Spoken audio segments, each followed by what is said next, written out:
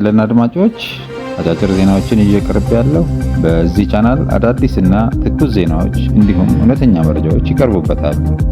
መረጃዎች ሲጫኑ ቀድሞ እንዲደርሳችሁ ሰብስክራይብ እና ላይክ አድርጉ። ወደ መረጃዎቹ አልፋለሁ። በቅድሚያም የኢሳያስ መንግስት ምን ገጠመው? የኢራን ቁማር በአሜሪካ ላይ። ይህንንና ሌሎችን ዜናዎች ይዘንላችሁ ቀርበናል። አብራችሁን ቆዩ። የኤርትራ መንግስት ምን ገጠመው? ሻዕቢያ አጣብቂኝ ውስጥ ገባ። በኤርትራ ለዘመናት ያለ ተቀናቃኝ ያለ ህገ መንግስት እንዳሻው ሲመራ የነበረው ሻዕቢያ በአዲስ መልክ ከኢትዮጵያ ጋር በገባው ሰጣ ገባ ጉሮሮ እየታነቀ ነው። በተጨማሪም የታፈነው የኤርትራ ህዝብ ብሶትም ወጣ ወጣ እያለ ነው።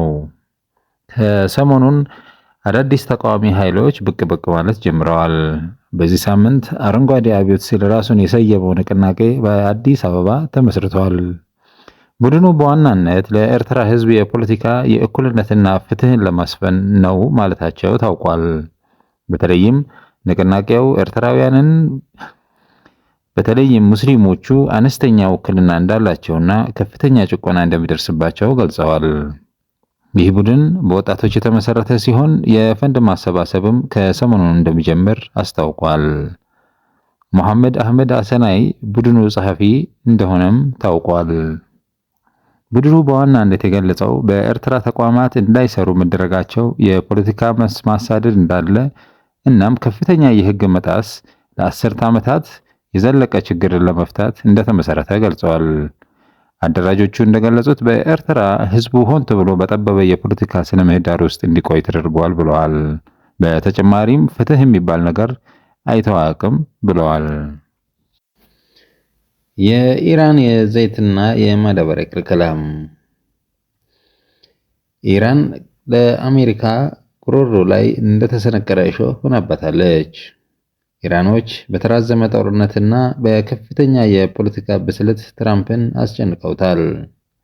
አሜሪካ በጀግንነት መንፈስና በማናለብኝነት የጀመረችውን ጦርነት አሁን ልትቋጨው ብትፈልግ እንኳን እንዳልቻለችና ከፍተኛ ኪሳራ እያጋጠማት እንደሆነ ትራምፕ ተናግረዋል።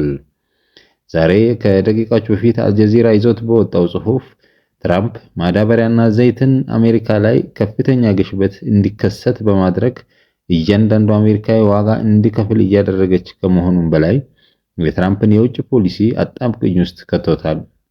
በመሆኑም በኢራን ጦርነት አሜሪካ ፈተና ውስጥ እንደገባች ተመልክቷል። ዶናልድ ትራምፕ የኢራን ጦርነት ካለቀ በኋላ የዘይትና የማዳበሪያ ዋጋ እንደሚቀንስ ተናግረዋል። በወረቀት ወይም በጣም አስቸጋሪ መንገድ ጦርነቱ እንዲያበቃ እንጥራለን ብለዋል። ኢራን በበኩሏ በጦርነቱም በዲፕሎማሲውም አሜሪካንን በዝረራ ጥላለችም። አድማጭ ተመልካቾቻችን ለዕለቱ ያዘጋጀነው አጫጭር ዜናዎች ይህንን ይመስል ነበር። ዘውትር አዳዲስ መረጃዎች እንዲደርሷችሁ ሰብስክራይብ እና ላይክ ያድርጉ። ሰላም።